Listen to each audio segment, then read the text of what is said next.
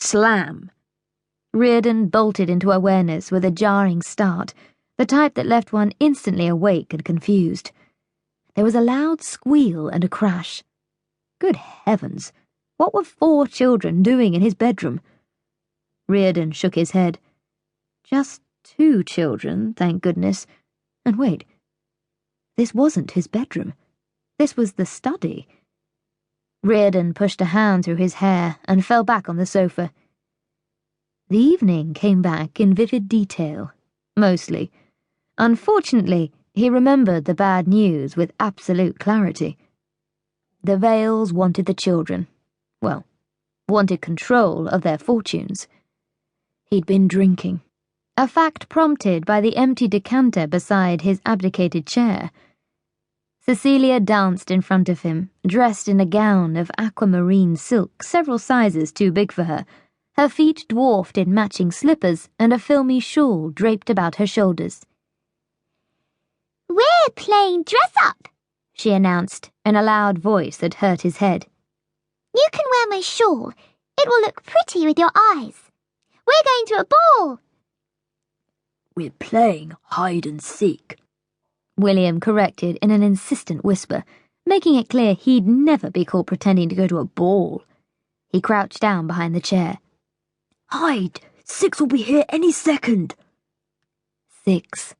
The governess, Miss Caulfield, Maura, his employee, the woman he'd kissed last night.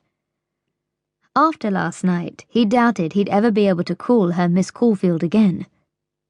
Riordan groaned. He was in no shape to face her. He'd have to apologize just as soon as he could figure out what to apologize for. Exactly how far things had gone was a bit blurry at the moment.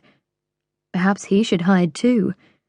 But there was no question of getting off the sofa, not with his head throbbing this much. Cecilia squatted down behind him. The door opened, and Riordan sent up a quiet prayer she wouldn't slam it, either one of her. He blinked hard to clear his vision. The children might be playing hide and seek, but Maura didn't look as if she were. "Children, I know you're in here. The game is up," she said sternly. "Children!" She stopped, spotting him on the sofa. "Oh, my lord, I didn't see you." That was rather humbling.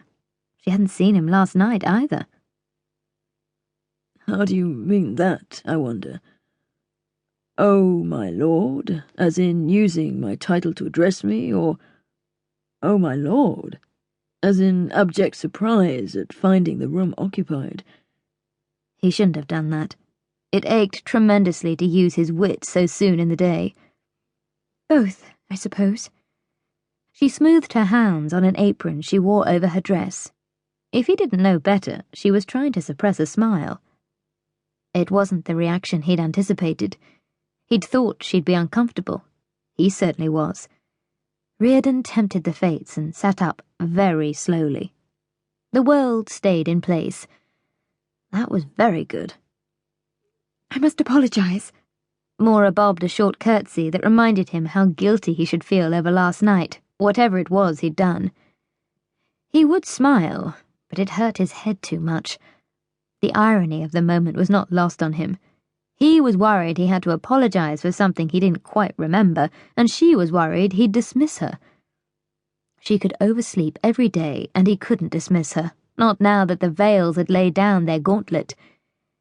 They'd be over the moon about him losing a 6th governess. "The children got away from me. I overslept. It won't happen again." She was clearly anxious to be away. Her words rushed out, giving him the distinct impression she'd break into laughter if she slowed down. He couldn't imagine what was so funny.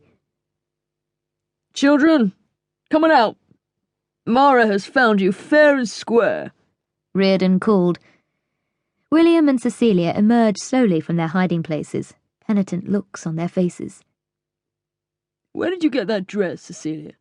Riordan really looked at the gown for the first time.